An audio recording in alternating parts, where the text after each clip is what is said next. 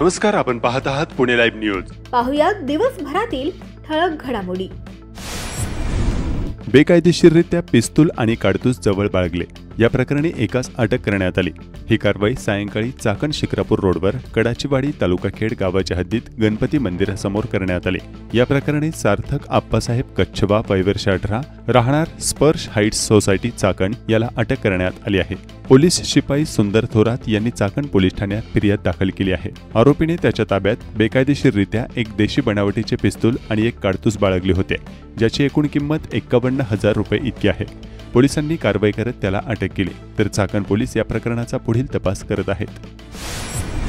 बेकायदेशीरपणे बाळगलेले पिस्तूल बघताना अचानक ट्रिगर दाबला जाऊन गोळीबार झाला। यामध्ये एक जण जखमी झाला आहे। ही घटना शनिवार दिनांक 13 सप्टेंबर रोजी रात्री 7:30 वाजता चाकण आणि तळेगाव MIDC सीमेवर मिंठेवाडी हद्दीमध्ये घडली आहे। विजय कुमार वय वर्ष 28 सध्या राहणार मिंठेवाडी तालुका मावळ मूळ राहणार बिहार, मंजरीन रफिक मिया वय वर्ष 24 सध्या राहणार मिंठेवाडी मूळ राहणार बिहार अशी गुन्हा दाखल झालेल्या आरोपींची नावे आहेत। कला डिफेन्स कंपनी येथून इमर्सन कंपनी रोडने रूमकडे मोबाईलवरती बोलत घरी जात असताना विजय कुमार आणि मंजरीन हे त्यांच्याकडे असलेले बेकायदेशीर पिस्तूल पाहत होते। ट्रिगरमध्ये बोट घालून पिस्तूल गोल फिरवत असताना अचानक ट्रिगर दाबला गेला आणि यामध्ये गोळीबार झाला। या घटनेत विजय कुमार याच्या हाताला गोळी लागली, त्याला उपचारासाठी रुग्णालयात दाखल करण्यात आले आहे, तर विजय कुमार आणि मंजरीन यांच्या विरोधात गुन्हा दाखल करण्यात आला आहे। खेड तालुक्यात परतीच्या पावसाचा तडाखा सलग तिसऱ्या दिवशी बरसला। परतीच्या पावसाने शेतीमालाचे प्रचंड नुकसान झाले आहे। प्रामुख्याने सोयाबीन शेती आणि कांदा पीक लागवड आणि भाजीवर्गीय पिकांचे सगळ्यात जास्त नुकसान होत असल्याचं शेतकरी सांगत आहेत। रविवारी पश्चिम भागासह खेड तालुक्यात अनेक ठिकाणी पावसाने धुव्वाधार हजेरी लावली। पश्चिम भागात चासकमान धरण परिसरासह कडूस वाडा वाशेरे भागात जोरदार हजेरी लावल्यानं ओढ्यांना व झऱ्या नाल्यांना पूर आल्यानं नदीपात्र पुन्हा एकदा प्रवाहित झाला आहे। दरम्यान परतीच्या पावसामुळे शेतीमाल राजगुरुनगर मार्केटमध्ये रविवारी 14 सप्टेंबर रोजी पडून असल्याचे शेतकऱ्यांनी सांगितले। चाकण येथील बाह्य वळणासाठी 14 हेक्टर जागेची मोजणी या महिन्यात सुरुवात होणार आहे। मोजणीचे शुल्क भरले आहे। या महिन्याच्या अखेरपर्यंत मोजणीच्या तारखा निश्चित करून सर्वेक्षण सुरू होणार आहे। त्यामुळे चाकण परिसरातील 4 गावांतून महामार्गावर जाण्यासाठी पर्यायी मार्ग उपलब्ध होऊन संभाव्य वाहतूक कोंडीतून मुक्तता मिळण्यास मदत होणार आहे। मोजणी होणारे क्षेत्र पुढीलप्रमाणे: मेदनकरवाडी 6 हेक्टर, कडाचीवाडी 3 हेक्टर, नाणेकरवाडी 2 हेक्टर आणि खराबवाडी 2 हेक्टर या क्षेत्राची मोजणी होणार आहे। पूर्वी गावागावात जातीपातीच्या भिंती होत्या। जातीच्या वस्त्या मोहल्ले हे वेगळे होते। या जातीपातीच्या भिंती तोडण्याचे काम जिल्हा परिषद प्राथमिक शाळांनी केले आहे, असे प्रतिपादन ज्येष्ठ पत्रकार बडे यांनी राजगुरुनगर या ठिकाणी केले। महाराष्ट्र राज्य पदवीधर प्राथमिक शिक्षक केंद्र प्रमुख संघटना आणि महिला आघाडी आयोजित राजगुरुनगर येथे रविवार दिनांक 14 सप्टेंबर 2025 रोजी सन्मान शिक्षकांचा या कार्यक्रमाचे आयोजन करण्यात आले होते। यावेळी ज्येष्ठ पत्रकार विलास बडे हे बोलत होते। यावेळी सर्वपक्षीय मान्यवर शिक्षक हे मोठ्या संख्येने उपस्थित होते। पहलगाम हल्ल्यात पाकिस्तानचा सहभाग गृहीत धरून आणि त्यात अनेक भारतीय महिलांच्या कुंकवाचा अपमान झाल्याच्या पार्श्वभूमीवर भारत-पाकिस्तान क्रिकेट सामन्याला परवानगी देण्याच्या निर्णयाच्या विरोधात उद्धव ठाकरे गटाच्या शिवसेनेच्या महिला कार्यकर्त्यांनी रविवारी दिनांक 14 सप्टेंबर 2025 रोजी खेड तालुक्यातील राजगुरुनगर येथे तीव्र निषेध आंदोलन केले। या आंदोलनात जुन्या पुणे नाशिक महामार्गावर रस्ता रोको करत कुंकू म्हणजेच सिंदूर जमा करण्यात आले। तसेच पंतप्रधान नरेंद्र मोदी यांना या घटनेची आठवण करून देण्यासाठी कुंकवाची भेट देण्याचा निर्धार व्यक्त करण्यात आला। आंदोलनादरम्यान मोदी सरकार विरोधात जोरदार घोषणाबाजी करण्यात आली। यावेळी शिवसेना महिला आघाडीच्या पुणे जिल्हा प्रमुख विजया शिंदे, उपप्रमुख अनिता झुजम, अनिमा खैर, आमदार बाबाजी काळे यांच्या पत्नी वैशाली काळे आदींसह अशोक खांडेभराड, रामदास धनवटे आदींसह पदाधिकारी उपस्थित होते। भारत-पाक क्रिकेट सामन्याला परवानगी देण्याच्या निर्णयाचा यावेळी तीव्र निषेध व्यक्त करण्यात आला।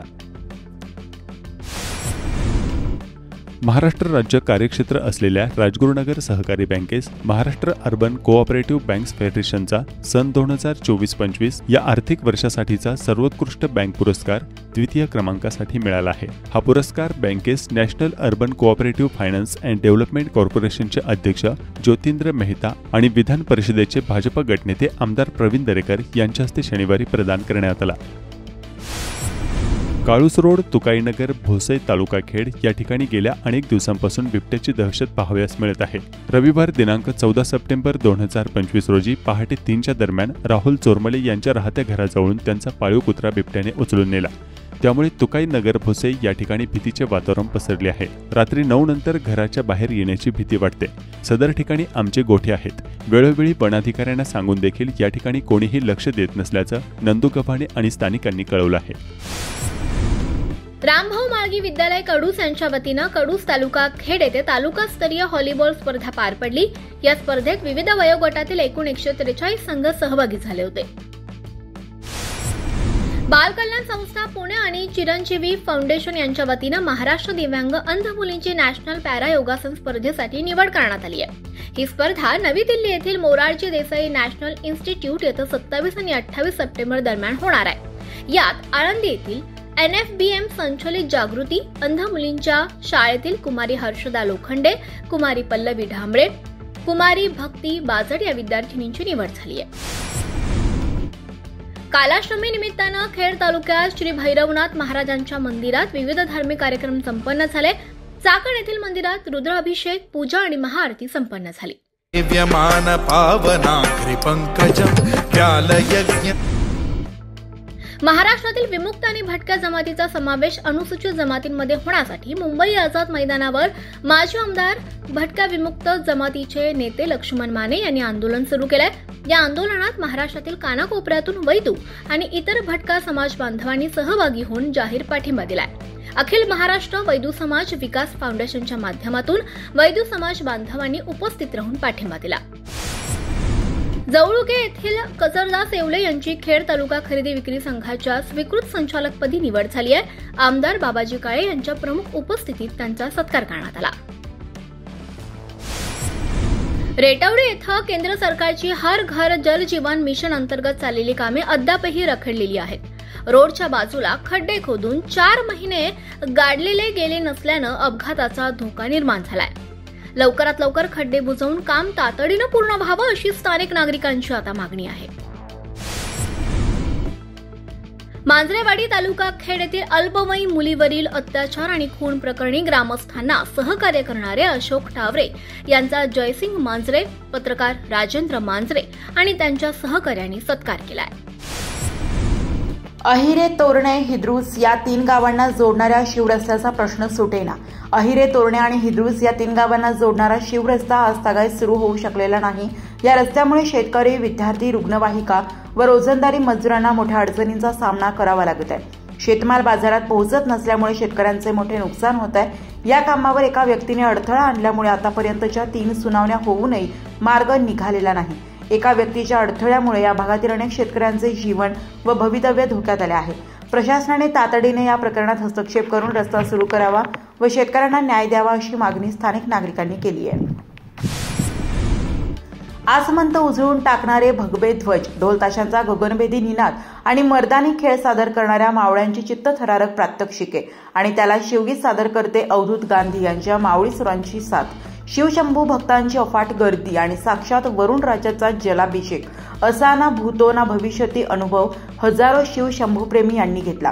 निमित्त होते धर्मवीर छत्रपती संभाजी महाराज यांचे जगातील सर्वात उंच शिल्प आणि शंभू सृष्टीला ढोल ताशांची रोमहर्षक ऐतिहासिक मानवंदनेचे. स्टॅच्यू ऑफ हिंदू भूषणला ऐतिहासिक मानवंदना सोहळ्याचे आयोजन धर्मवीर छत्रपती संभाजी महाराज आंतरराष्ट्रीय औद्योगिक प्रदर्शन केंद्र मोशी येथे करण्यात आले होते. या निमित्ताने हजारो शिवशंभू भक्तांनी या ठिकाणी तुफान गर्दी केली. आमदार महेश लांडगे यांनी अत्यंत आक्रमक भाषण यावेळी केले. यापुढील काळात माता भगिनींवर कोणत्याही प्रकारचा अन्याय झाला तर पोलिसांपर्यंत जायचीही गरज लागणार नाही. महेश लांडगे आणि त्यांचे सहकारी अशा नराधमांचा चौरंग्या केल्याशिवाय राहणार नाही असे आक्रमक भाषण हिंदू भूषण स्मारक ट्रस्टचे अध्यक्ष आमदार महेश लांडगे यांनी केले.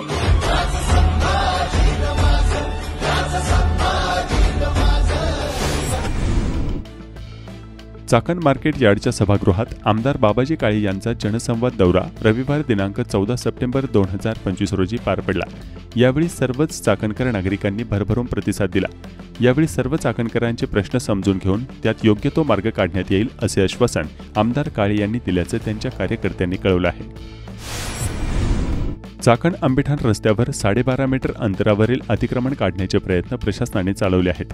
त्यामुळे या भागातील नागरिकांनी चाकणमध्ये आमदार बाबाजी काळे यांचा जनसंवाद बैठकीत अशी अन्यायकारक कारवाई होऊ नये अशी मागणी केली। मात्र अधिकारी काहीही ऐकत नाही असे सांगून आमदार काळे यांनी कानावर हात ठेवल्याचा आरोप या भागातील नागरिकांनी केला आहे। आमदार काळे यांना भेटून आलेल्या संतप्त स्थानिकांनी काय सांगितलंय जाणून घेऊयात। तालुक्याचे आमदार बाबाजी शेठ काळे यांनी चाकणमध्ये त्यांचा जनसंवादावर मेळाव्याचं आयोजन केलं होतं। त्यासाठी आम्ही आमची जे आंबेठाण रोडचे बाधित शेतकरी सगळेजण भेटायला आलो आणि त्यांना सांगितलं की आमदार साहेब, आमचं महत्त्वाचे दोनच मुद्दे, एक 12.5 मीटर तुम्ही काय काढू नका, कारवाई करू नका, आणि दुसरा म्हणजे 2013चा नियमानुसार आमच्या जमिनीचा मोबदला आम्हाला मिळाला पाहिजे। त्यांनी आमच्याशी चर्चा करताना असं धडधडीत सांगितलं की शासकीय प्रशासनातली लोक आमचं सुद्धा ऐकत नाही, ही कारवाई 100% होणार। जर तुमचंच ऐकत नाही तर सर्वसामान्याचं सरकार राहिलंच नाही ना। विधानसभा सदस्याचं जर प्रशासन ऐकत नसेल तर सर्वसामान्य लोकांनी जायचं कुठं, हाही एक प्रश्न महत्त्वाचा मुद्दा उपस्थित राहिला। दुसरी गोष्ट मी त्यांना विचारलं, तुम्ही जर आता आमच्यावर कारवाई करताय, रस्ता तो मोकळा करताय, श्वास मोकळा करताय रस्त्याचा, मान्य आहे, ही जागा एकवर करताय, तर तुम्ही लगेच काम करणार का? तर आमदार साहेबांनी सांगितलं त्यासाठी कुठल्याही प्रकारचा कसलाही निधी तिथं उपलब्ध झालेला नाही। माझं प्रशासनाला विनंती राहणार आहे की तुमच्याकडे जर पैसे नाही आहेत, काम करायला तुमच्याकडं प्रशासनाकडून कुठलेही साधन संपत्ती नाहीये, तर मग तुम्ही कशासाठी कारवाई करता, नुसते रस्ते मोकळे करता? मग काय तिथं काय तुम्हाला रिक्षाचे स्टँड उभे करायचे आहेत का कंटेनरला उभे राहायला जागा करायची का? फक्त लोकांना त्रास द्यायचा, शेतकऱ्यांना त्रास द्यायचा, हुकुमशाही पद्धतीने लोकांच्या जमिनी घ्यायच्या? अपयशी ठरलेले आहेत तालुक्याचे आमदार साहेब। मी 100% सांगतो की अपयशी ठरले। त्यांनी त्या ठिकाणी विधिमंडळामध्ये माननीय कॅबिनेट मंत्र्यांचे ज्यावेळेस त्यांचं दर आठवड्याला कॅबिनेट भरती, त्या ठिकाणी आवाज उठवला पाहिजे त्या आंबेठाण रोडच्या नागरिकांसाठी की हे तुम्ही कारवाई करीत असताना तुमच्याकडे लगेच निधी आहे का? नाही। मुळात जो रस्ता पहिला 30 फुटाचा केला, त्याच्यात आता आमचे इलेक्ट्रिसिटीचे खांबे, ते खांब शिफ्ट करायला त्या अधिकाऱ्यांकडे गेले तेव्हा त्यात आमच्याकडे पैसे नाही। मग तुम्ही कारवाई कशासाठी करता? कशासाठी आमचे 2 रुपये जे आम्हाला उत्पादन मिळतंय त्याच्यातून आमची उपजीविकेची साधनं आहे ते फक्त मोडून चाडून तुम्हाला काय करायचं नक्की? इथल्या नागरिकाला, इथल्या युवकाला, इथल्या शेतकऱ्याला देशोधडीला लावायचंय का? हा आमचा खरा प्रश्न आहे। हा प्रश्न आमचा आमदार साहेबांनी मान्य तिथं सभागृहामध्ये मांडला पाहिजे, पालकमंत्र्याकडे मांडला पाहिजे। पालकमंत्र्याच्या मनमानी पद्धतीने, अहो तुम्ही इतर राज्याचं उदाहरण घ्या, जिल्ह्यांचं उदाहरण घ्या, आम्हाला पैसे मिळतात ना लोकांना, तसंच एवढं द्या। एवढी रास्त मागणी आम्ही करत असताना देखील तुम्ही आज सांगा, जर उत्तर असं देत असाल की प्रशासन माझं ऐकत नाही, प्रशासन ऐकून घेणार नाही, आमदारांचं प्रशासनावरती वचक नाही राहिलंच, सरळ दिसते ना। जर प्रशासन तुमचं ऐकत नाही तर आम्ही काय करू? आंदोलन करून काय होणार आहे आमचं? आम्हाला कोणी जर आमच्या इथे काय केराची टोपली त्याला वाटण्याच्या दाक्षता लावणार ना, तिथं टाकून देणार। आम्ही आपली भोळी आशा घेऊन उद्या होईल, परवा होईल, 13 होईल, काही होणार नाही। आज मी अक्षरशः या राज्य शासनापुढं हतबल झालेलो आहे। मला वाटत होतं की शेतकऱ्यांसाठी लढावं, काय लढून करू? जर तालुक्याचा प्रतिनिधी जर तोंडाने सांगत असेल भर सभागृहामध्ये की प्रशासन ऐकत नाही, या प्रश्नाच्या पुढं जाऊ, त्याच्या पुढं जाऊ, मोदी साहेबांकडे जाऊ का डायरेक्ट? आता एवढंच उत्तर राहिलेले। मी आपल्या निमित्ताने एवढंच सांगन की प्रशासनाला की तुमच्याकडे जेव्हा निधी उपलब्ध होईल तेव्हा तुम्ही आमच्याकडे या, तेव्हा कारवाई करा, तुमचं काय आहे कागद दाखवा। म्हणजे आता असं दिसतं की ती 9 मीटर नाही, ती 12.5 मीटर 100% काढणार, हे काय ठेवणार नाही। हुकुमशाही आहे इथं, काय लोकशाही नाही, संविधान मानत नाही मंडळी। येणार बुलडोझर घेऊन येणार, आमच्या घरादारावर हा गाढवाचा नांगर फिरवणार। माझ्या नागरिकांना आपल्या माध्यमातून ही विनंती राहणार आहे की ज्याला वाचवायचंय त्याने आपलं स्वतः काढून घ्या बाबा। यांच्या लोकप्रतिनिधी असतील किंवा प्रशासन असेल, हे राज्य शासन, यांच्या भरोशावर बसू नका। हात जोडून माझी तुम्हाला विनंती आहे। चेतन गोरे, रहिवासी आंबेठाण रोड। आज आम्ही सगळेजण आंबेठाण रोडसाठी आमदार महोदयांकडे भेटण्यासाठी आलो। त्यांच्याशी चर्चा करत असताना की ह्या निर्देशनात आलं आम्हाला की 12.5 मीटरवरती कारवाई होणार आहे। त्यांच्याकडून कसलं आश्वासन मिळालं नाही। मध्यंतरी आम्ही जो नगर परिषदेवर मोर्चा नेला, त्या मोर्चावरती त्यांचे जे कार्यकर्ते होते त्या ठिकाणी उपस्थित असतील, ते म्हटले की 9 मीटरवरती आम्ही हे फायनल करू, पण कसलंही ठोस आश्वासन नाही। आम्ही आमदार साहेबांकडे आलो, आमची पूर्ण निराशा झालेली। 12.5 मीटर ते घेणार आहे, प्लस आम्हाला असं समजतंय की नगर परिषद 36 मीटरसाठी प्रयत्नशील आहे। त्यामुळं सदर शेतकरी आंबेठाण रोडचा ह्या रोडवरती भूमिहीन होण्याच्या मार्गावर आहे। त्यांच्या उदरनिर्वाह असेल, दुकानं असेल, ह्या अतिक्रमणमध्ये जाणार आहे। त्यामुळं आम्ही ह्या जनसंवाद यात्रेत संवादामध्ये आमची निराशा झालेली आहे आणि आंबेठाण रोडचा नागरिक हा भयभीत आहे। या ठिकाणी सध्या तरी 12.5 कारवाई होईल असं वाटतंय आम्हाला। ॲक्च्युली 9 मीटर जे सांगितले ते फक्त दिशाभूल करण्याचं वक्तव्य आहे। 9 मीटरवर शासन ऐकत नाही. आमदार साहेबांनी सांगितले शासन 100% 12.5 मीटर घेणार आहे. पण माझं एक म्हणणं आहे, 12.5 मीटर घेणार आहे, रोड होणार आहे का?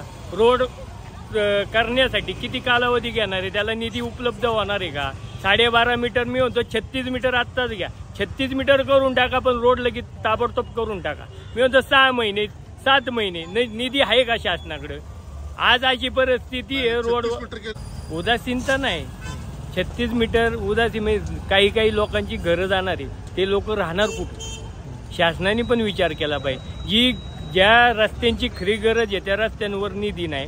आणि आमच्या चाकण आंबेठाण रोडला पहिलाच आता एक 5-7 वर्षापूर्वी निधी पडलेला आहे. आता परत निधी पडणार आहे का? शासनाने पण आम्हाला सांगावं. प्रमुख जिल्हा व सत्र न्यायाधीश तथा पुणे जिल्हा विधी सेवा प्राधिकरणाचे अध्यक्ष MK महाजन यांच्या मार्गदर्शनाखाली शनिवारी 13 सप्टेंबर शिवाजीनगर येथील जिल्हा व सत्र न्यायालयाच्या अशोका सभागृहामध्ये आयोजित राष्ट्रीय लोक अदालतमध्ये तडजोडीसाठी दाखल 2,43,424 प्रकरणांपैकी 1,27,541 प्रकरणे आणि विशेष मोहिमेत 17,560 याप्रमाणे 1,45,101 प्रकरणे यशस्वीपणे निकाली काढत पुणे जिल्हा राज्यात अव्वल ठरलाय. या माध्यमातून 665 कोटी 44,81,621 रुपये तडजोड शुल्क वसूल करण्यात आले. प्रमुख जिल्हा व सत्र न्यायाधीश महेंद्र के महाजन यांच्या हस्ते लोक अदालतचे उद्घाटन करण्यात आले. या उपक्रमास मुंबई उच्च न्यायालयाचे न्यायाधीश रेवती डेरे मोहिते आणि संदीप मारणे यांनी दूरदृश्य प्रणालीद्वारे शुभेच्छा दिल्या. धन्यवाद. आपण पाहत होतात पुणे लाईव्ह न्यूज. भेटूयात उद्याच्या बातमीपत्रात.